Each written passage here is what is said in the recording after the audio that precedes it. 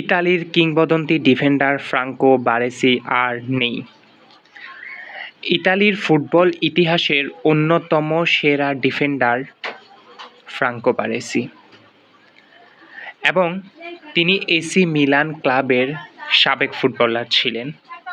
AC Milan ক্লাবের ইতিহাস এবং ইতালির ফুটবল ইতিহাস অন্যতম সেরা ফুটবলার হিসেবে স্মরণ করিয়ে দেয় ফ্রাঙ্কো বারেসিকে। ফ্রাঙ্কো বারেসি সবসময় বেঁচে থাকবেন তার অসাধারণ ডিফেন্ডিংয়ের ইতিহাসের মাধ্যমে।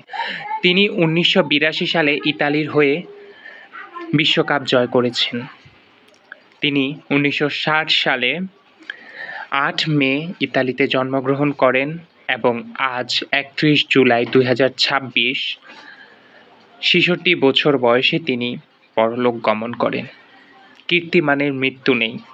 তিনি ইতালির ফুটবল ইতিহাসের সেরা ডিফেন্ডার হয়ে বেঁচে থাকবেন। তার মৃত্যু সংবাদটি নিশ্চিত করেছে তার সাবেক ক্লাব এসি মিলান ক্লাব।